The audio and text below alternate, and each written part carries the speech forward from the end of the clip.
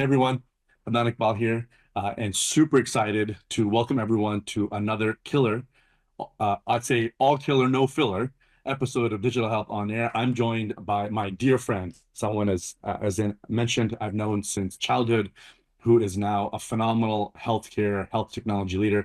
Zain Kazmi is the Chief Digital and Analytics Officer, as well as an Associate Chancellor, pinkies up, of Health Affairs at the University of Texas Health System, or University of Texas System, I should say, more broadly speaking. So big title, but as Zen and I have caught up over the years, an even bigger job. And of course, I can't think of anyone better to do it. So super, super grateful to have you here with us. Zen, of course, brings a very innovative, forward-looking approach to how the UT system really leverages technology to deliver care. And we're super excited to hear your perspective, your point of view. Like, we're coming fresh off the heels of the JP Morgan Health Conference, the Vive Conference, San Francisco, Nashville, Mr. Worldwide, like really excited to dive into things together here. Of course, as we all know, everything is big in Texas. So healthcare is super big in Texas, and you guys do it in some very nuanced, creative ways. Super excited to hang today. Yeah, likewise, Anand. It's been honestly an honor. Childhood friends. It's a treat to be on your podcast, and I'm a big fan of what you've been building, and so pleasure to I'm honored to be here. You're very kind, as always. Well, you have a huge job, huge title. Tell us about your role at UT. Sure, we have fancy titles in academia, so don't let that that's just how it is. But yeah, so firstly, who's UT? I'll give a quick overview and then talk about my role. But it is a large system. It's Texas. Everything's going to be big. We have a lot of components and assets within the UT system. It starts with our 14 institutions, right? And they're all spread out in different areas of Texas. There is one board. Out of those 14, 8 are focused on healthcare, or have a large healthcare presence. Those 8 are geographically uh, in 8 markets, all different markets, 8 different brands, mostly in large cities like Houston, Dallas, San Antonio, Austin. And there's just a lot of variation in our business. It is a classic academic medical center, three-pronged mission, just like many others, but starts with education. There's research, and then of course providing great, healthcare. In terms of size, overall it's about a 30-ish billion organization. Two-thirds is about 20 something is in healthcare.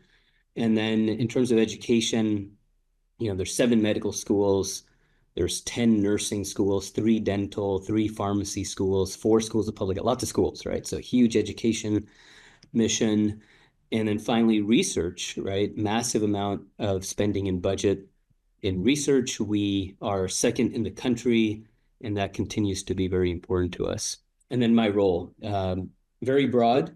Just real quick, so for audience, there's education, there's research, and then there's actual care delivery. Is that the right way to think of it? Care delivery. Yeah. Awesome. Yeah. All three super important to us, and I spend my time in all three areas as long as there's a healthcare component to it. And so, two things for me that I spend time on. One, I'd say the first is all things healthcare strategy. There is a One UT Health strategic framework that we've created and we're rolling out. It's got 4 sort of these big picture objectives and a long list of collaboratives that we've prioritized. And it's kind of centered around, what should we be doing as a health enterprise across those 8, right? Like, where should we be more efficient, more cohesive? Where's there redundancy or unnecessary variation? So we'll spend a lot of time around that at the system level where I am. And then the second area, which is very relevant here, is all things digital, right? So that includes data, AI, of course, innovation, tech, EMRs, a variety of things. I know we'll double click into some of those areas. Yeah, well, let's do that now. You introduced One UT Health, the high level focus areas. Like, what does success look like for you with One UT Health? And on what horizon?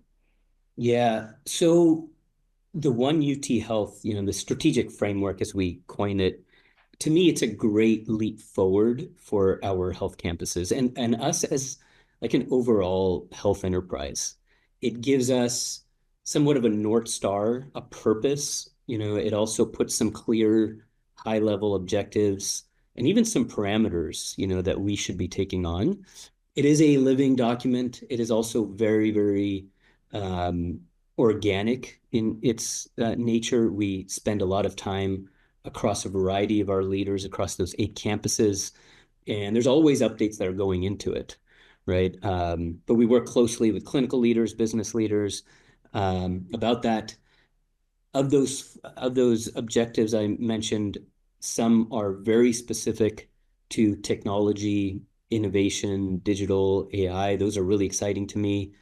A very simple example is just, how do we think about our EMR partner? We have Epic. We used to have a bunch of partners. We tightened that down, right? We expanded what we do as a system, with Epic, and there's 5 different work streams. We spend a lot of time together with Epic, all 8, right? We go there in summer. We can't go with we're Texans. We can't go in winter to Wisconsin, but we'll go up there in summer. They'll come to us in winter, and then we sit down across 5 different work streams to talk about where are we headed, what's their roadmap, what do we want from them, those kind of things. But there's a variety of those kind of examples under the One UT Health strategic framework. Awesome. So look, I mean, I think brass tacks here, a lot of focus on internal alignment, getting your own digital footprint aligned and in order within the house. And this is a nice segue to like how you're thinking about what's next, right, from a digital health perspective. So you spend time with the HR, you align on it, you standardize or at least consolidate. Like, where are you spending your time on? Okay, we know what our 2025 priorities are. We know what our 3, 5 year strategy is. What's next for you and where's your focus? And naturally, I know there's 2 letters, A and I, that'll probably fall into there. But like I'll ask you a broader question as opposed to just an AI question. Yeah, so some things that we have really lined up in 2020, it's kind of a two-part thing here, but some things that are very important for 25. Um, I'll touch AI in a second, but pharmaceutical spend for us as a state, let alone UT system, has been very top of mind the last 2 years. There's a bill that was passed. It's called the Texas Pharmaceutical Initiative. That to me is really exciting. It's something that we're very focused on in this year. And it includes a bunch of things, but the summary is just about transparency and control, the PBM side. So more transparency when we think about the payments that are being made. And again, it's beyond just UT system employees. There's a few other agencies. There's just been so much spend in there. There's that. There's manufacturing in advanced therapy. There's distribution, but that's kind of one of them. Two, I would put another bucket as just workforce. It starts with nursing. Mm. Like I mentioned this, but we have 10 nursing schools. We have 8 CNOs. We still have a massive problem in how we're thinking of staffing of nursing, even though we have that huge pipeline. So we can't just recruit our way out of this problem, right? We can't just like double the schools or double the input or that kind of thing. We do need to think about retention in a different way, recruitment in a more tech-enabled way, and then even more importantly, probably productivity. Things like agents that to me are pretty exciting. And then the third is AI, of course. Whole host of things. UT has a bunch of initiatives across the 8, and then as a system too. And we can go a little deeper into that, but there's a lot that goes into like closing gaps of care, productivity, reducing burnout, responsible AI is going to be really hot, right, in those initiatives. But those are some of the examples. There's a couple other things that I'd probably bucket around just where do we want to be more cohesive as a enterprise, pharmacy, imaging, labs, those kind of things come to mind. Awesome. This is super helpful, and I love the detail you're sharing here. Look, clearly a very wide mandate. A lot of focus areas where you're applying technology to drive outcome, be it retention, be it the work you're doing on the pharmacy side and life science side. So many different examples. I'm going to ask you a personal question. Like, I know you're a digital health nerd in your heart of hearts. Like, is there something that a particular digital health workflow, use case, technology that you're just incredibly excited about and are seeing real magic with? It's hard to pick one, honestly. There's so many that I'm really excited by. But we were just coming out of Vibe, right? Just saw you there. And I'm really excited about agentic AI and some of just the improvement. And when you live demo that stuff and just kind of use it yourself, it doesn't feel I mean, it's picking up emotion. It's not just like perfectly grammatically correct responses that give you like, hey, it's not a human. They've adjusted, and there's a number of I think players in that space that to me kind of show a glimpse into where we're headed. And then very importantly, I mentioned workforce, right, as our like number two thing. We need to be investing in this. We can't keep up with just labor. We're not that, the demand versus supply, it's just getting worse. So I think that one really stuck out. There's also the other one I would just say is some of the solutions, like digital consumerism app solutions, to me are very easy, low lift ones. They're not that expensive, but they have a massive impact on things like just retention, right? There's one by Charge Health that I was really excited. It's so simple, right? Just recognizes each other in a hospital setting, nurses, and it gives people more motivation. It also gives interesting data to executives. Super low lift. And that's having a really big measurable impact on our nurses staying within the hospitals and not just leaving, especially younger nurses. And so those are, I think, a couple examples that really excite me. It's awesome. I love it. Thank you. Thank you. Okay, so you've been very kind and candid and thoughtful and specific in sharing your perspective with your UT hat on. I'll shift gears a little bit. Look, I think there's there's physics and applied physics, and I think Zan is a phenomenal example of like applied futurist. So let's look at digital health evolution 2025 and beyond. You were in San Francisco at JP Morgan Health. You were in Nashville at Vive. That's the here and now. Where do you see the real evolution as we kind of project out? We're sitting here and you and I are sitting back here in December 25 and we're talking about things and beyond. But would love your kind of forward-looking view here. Yeah. So I think and this was really prominent in JP Morgan, but the consumerism aspect, this it was there's that was probably one of the notable themes. And I spent all my time in the nonprofit, most of my time with nonprofit healthcare organizations. And of course, they talked about a variety of things from AI and the barriers there and the solutions and agents and whatnot. But I'm really excited about just how we're thinking about the consumer. Patients are obviously they're expecting more in terms of convenience. You know, leading these hospital systems are now leading the growth in virtual first, home-based treatments, digital pharmacies. Those to me were exemplified in the nonprofit track at JP Morgan. That was really exciting. I would also put remote patient monitoring, took another leap. I thought that was really exciting.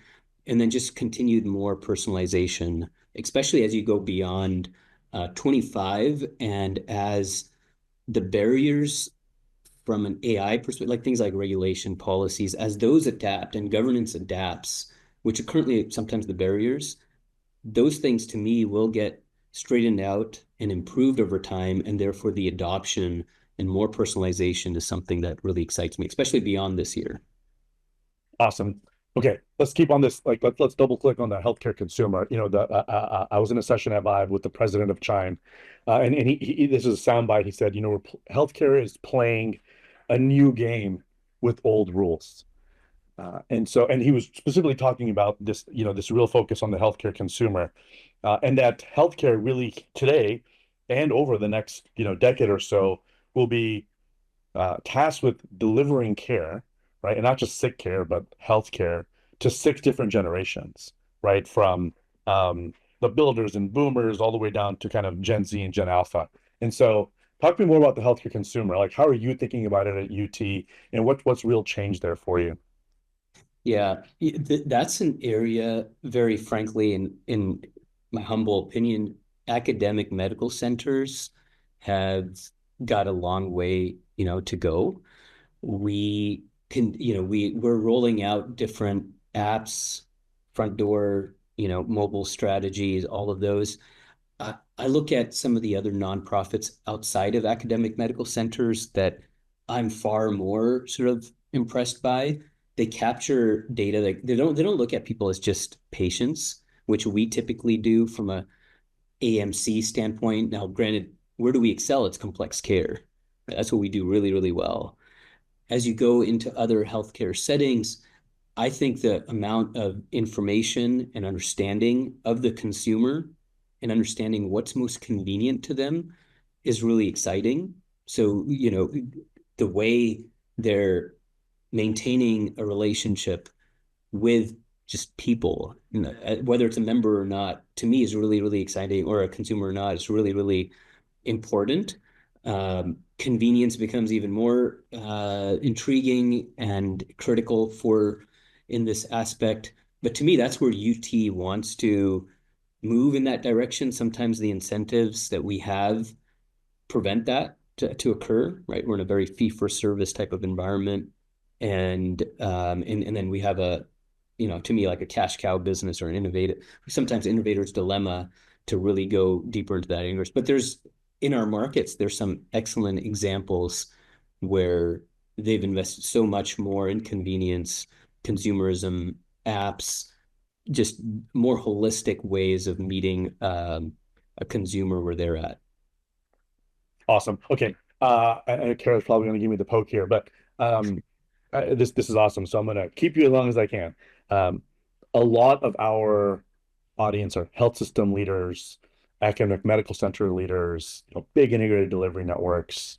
Uh, your advice for them, right? Like, how do you, as the UT, but really, think about this holistic approach to your goals as a fairly all-encompassing health system operating in a world where you have current goals to hit, but there's this whole consumer shift happening and the rules are changing. Like, how do you balance? And what's your advice for folks who are in similar positions, kind of thinking through, like, hey, are we gonna be Blockbuster, or are we gonna evolve and be an IBM? Or are we going to be something net new like an NVIDIA, right? Like a poor, really crappy analogy, but you kind of get where I'm going for a Yeah. health system.